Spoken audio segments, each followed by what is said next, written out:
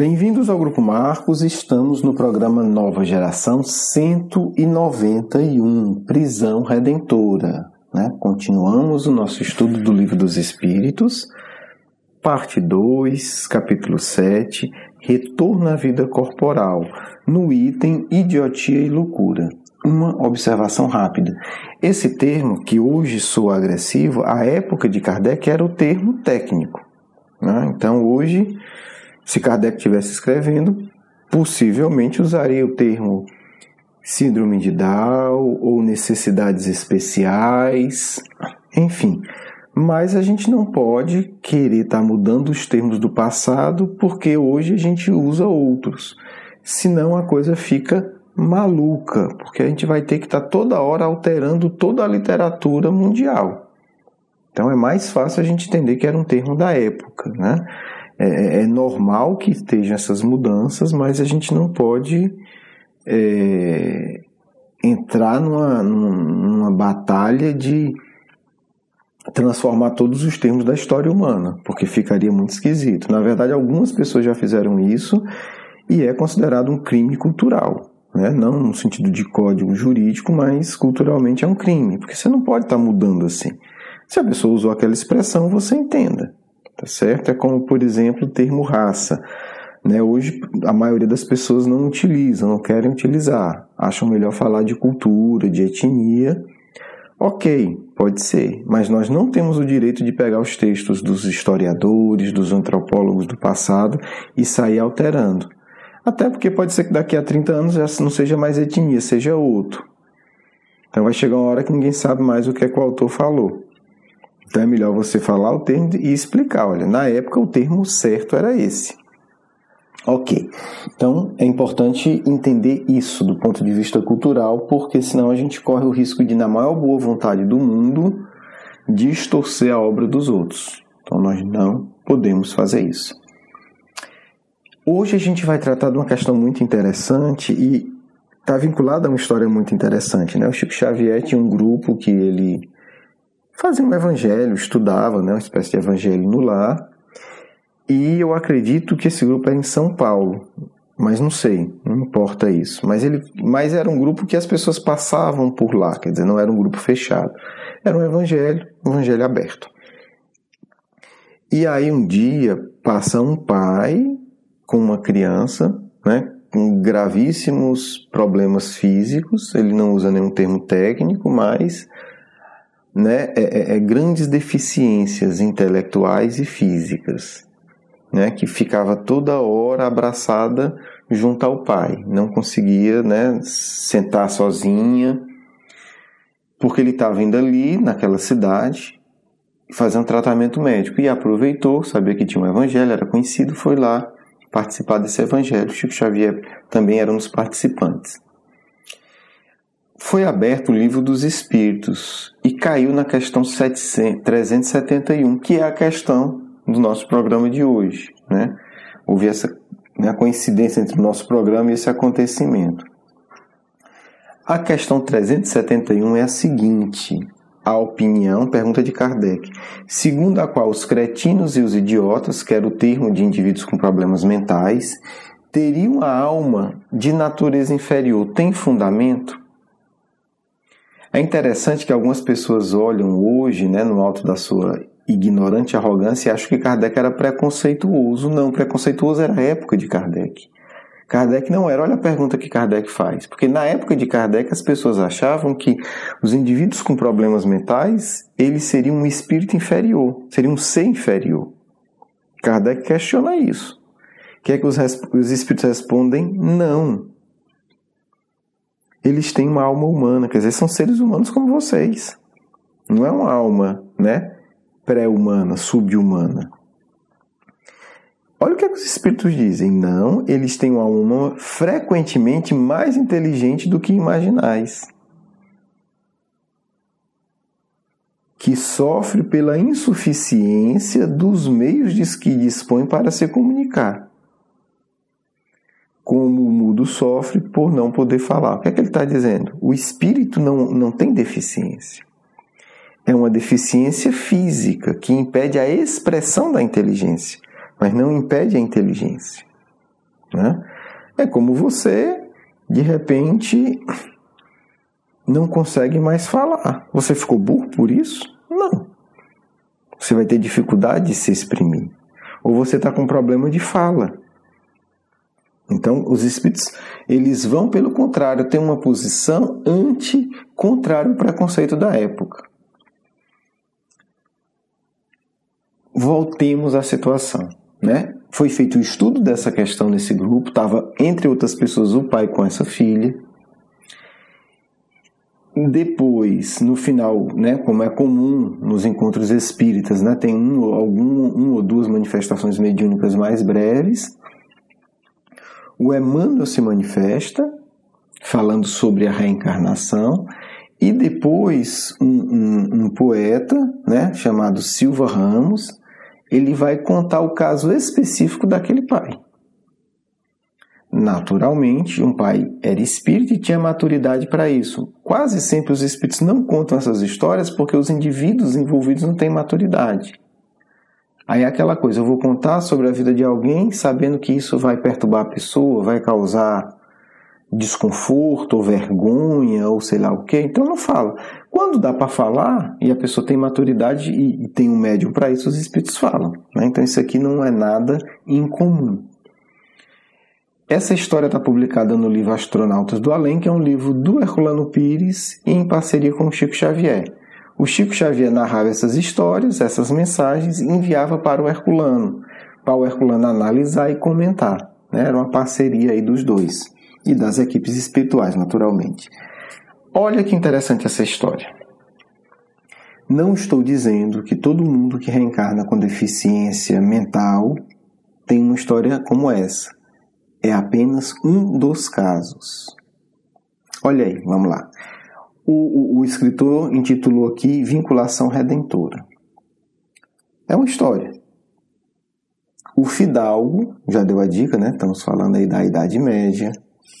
Ao partir, diz a jovem: eu sou teu, tu és minha. Espera-me, querida. Longe ergue outro lar. Vence, altera-se, ouvida. Bonita a poesia, porque o que ele está dizendo aqui? Se deu bem na vida, se transformou com um sucesso, com o passar do tempo, e ouvidor esqueceu a promessa. Ela, a querida, né, que ele pediu para esperar, que era dele, né, afoga em suicídio a mágoa que a devora. Falece o castelão. Por mais sucesso que ele tivesse, agora ele desencarna. Vê a noiva esquecida. Ele desencarna e encontra quem? A noiva, que cometeu suicídio por mágoa, né, da decisão dele. Desencarnada e aflita, né, óbvio. É uma sombra que chora. Ele pede outro berço e quer trazê-la agora em braços paternais ao campo de outra vida. O século avançou. Ei-los de novo em cena. Ele o progenitor, ela a filha pequena. A crescer retardada, abatida, insegura. Hoje, ele em tudo é sempre o doce pajem dela. E a noiva de outro tempo é a filha triste e bela, agarrando-se ao pai nos traumas da loucura. É uma explicação muito bem escrita, né? Poética, clara, né? Porque é justamente isso que o pai, que está todo mundo ali vendo, né? O pai, uma filha insegura, dementada por conta do suicídio, da mágoa, sendo resgatado ali pelos dois. Obviamente, cada caso é um caso, né? Quando a gente lê isso, a gente tem que ter cuidado. Aqui é aquele caso, né? Ele seria obrigado a acolhê-la como filho? Não sei. Talvez sim, talvez não. O poema diz que ele pediu. né? Então, cada caso é um caso. Mas aqui a gente vê, quer dizer, é um espírito humano, é um espírito lúcido, é um espírito como todos nós, que cometeu um ato muito triste e agora está resgatando. Mas esse espírito não é um espírito menor, um espírito, né, pela metade, um espírito não desenvolvido, é um ser humano, como Kardec deixa claro em O Livro dos Espíritos. E aí levanta todas as questões necessárias para a gente entender isso, né? São espíritos que vêm suportar aquilo que pensaram fugir, né? Então, muitas vezes, a gente lamenta muito, a gente acha que sofre demais e não entende que essa lamentação, essa vitimização, se a gente deixar tomar conta da gente, fatalmente vai trazer provas muito piores. Ok, ela era uma noiva abandonada. Ela tinha muita dor. A dor da rejeição, a dor da traição, a dor de ser enganada. Talvez tivesse que amargar uma vida sozinha, né? Não sei como é que socialmente isso repercutiu, ou talvez ela pudesse se refazer e ter um outro casamento. Mas certamente ela tomou uma das piores opções. Quer dizer, se achou profundamente amargurada e cometeu suicídio. E além de todo o período de sofrimento, como ele narra aqui, né, era uma sombra que chora. É uma imagem forte, né? Uma sombra que chora, alguém enlouquecida, desencarnada, aflita, sombra que chora.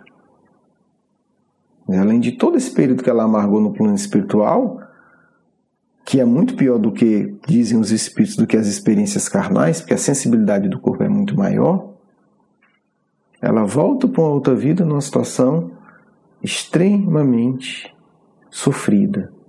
Loucura, angústia, insegurança, né? Quer dizer, essa prisão emocional com o pai, o medo do abandono, quer dizer, gerando toda uma relação de aflição. Não teria sido melhor um outro caminho? Né? Mas está enfrentando, graças a Deus. Então isso nos ensina um cuidado extremo com o presente. E nos ensina que aqueles que estão nesse processo vão se redimir. E ensina uma coisa a mais. Será que nós não temos noivos e noivas como esse aqui no passado? Então, cuidado. Julgar é muito complicado. Porque às vezes a gente vê espíritas que olham e dizem, fez isso e fez aquilo. Ok. Mas será que você não fez e na sua próxima encarnação você não vai ter que enfrentar a mesma coisa? Então, cuidado ao apontar o dedo. Ninguém sabe o nosso futuro. Será que nessa encarnação, sem me dar conta, eu não estou plantando aquela encarnação? Né? Porque eu já vi gente que olha e diz, não, ele tem síndrome de Down porque enganou muitos, usou inteligência por mal e tal. Pode ter sido. Mas será que hoje, sem se dar conta, você não está trilhando o mesmo caminho? Mas eu não estou fazendo grandes erros. Mas você pode ter feito grandes no passado e esse ser só a última gota. O seu pequeno erro de hoje vai ser a gota que vai fazer transbordar e na próxima você vem com síndrome de Down.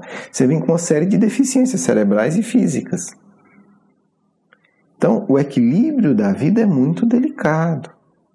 Por isso o Cristo alerta. Ora e vigia para não cair em tentação. Nós não sabemos como é que está o limite, né, nosso em relação à lei. Talvez a gente esteja gastando o último crédito. Talvez. Né? Por isso o Cristo alerta, não julgueis. Porque eu já vi essa cena, Um indivíduo olhando para o outro, né, assim, com um clima de condenação de uma criança com síndrome de Down.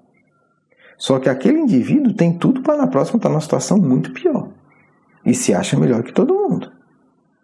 Se achando melhor que aquele outro espírito que estava ali. Quer dizer, aquele espírito estava resgatando e ele ainda ia começar. Então, é importante, sem fazer terrorismo, que a gente tenha vigilância, como o Cristo fala. Nós não sabemos se nós já estamos no limite do limite. Então, oração, vigilância e não julgamento cai bem em qualquer canto, né? É o tipo da vestimenta que você não passa vergonha em canto nenhum. Né? Onde você for e você estiver orando, vigilante e sem estar julgando, você vai estar bem. Né? É uma roupa que serve, né, da praia ao funeral, do casamento ao tribunal. Não julgar, orar e vigiar cabe em todo lugar. Então, queria compartilhar com vocês essa história, acho que ilustra bastante. Um grande abraço, um grande beijo no coração. Vamos à nossa segunda parte.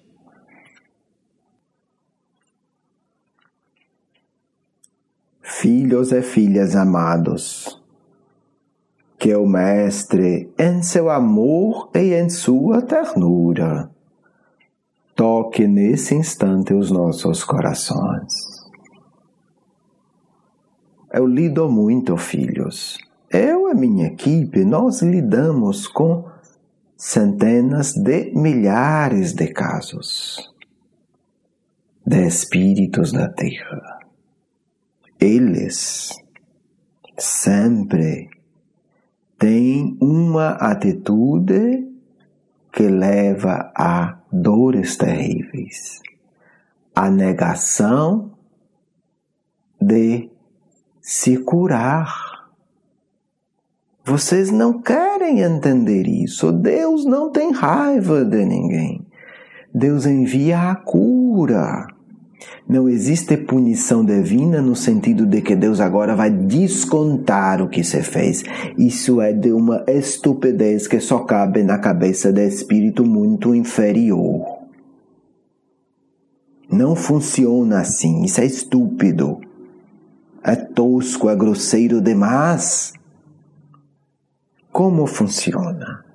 Deus envia a cura, e às vezes cura é amarga, mas não é para se vingar. O caso dessa moça é muito emblemático. Por que ela viveu o abandono? Porque ela necessitava viver essa experiência para se curar. É isso que vocês não entendem. Não é que Deus, estou com raiva de você, agora você vai viver essa experiência porque eu estou muito magoado. Estúpido isso. Como funciona? Espírito sabe que precisa se curar. E o remédio para esse espírito era viver a dor de ser abandonada. Se ela soubesse essa dor, se curaria. Esta é a lógica da encarnação. Solver a taça da dor que cura. Se ela tivesse vivido essa dor com humildade, com consciência, ela sairia curada daquilo que ela pediu para se curar. É como cirurgia. Tem aqui algo podre dentro de mim. Se tirar, eu fico saudável. Aí você vai para a sala, o médico abre você e você vai sair correndo com a barriga aberta. É isso que ela fez.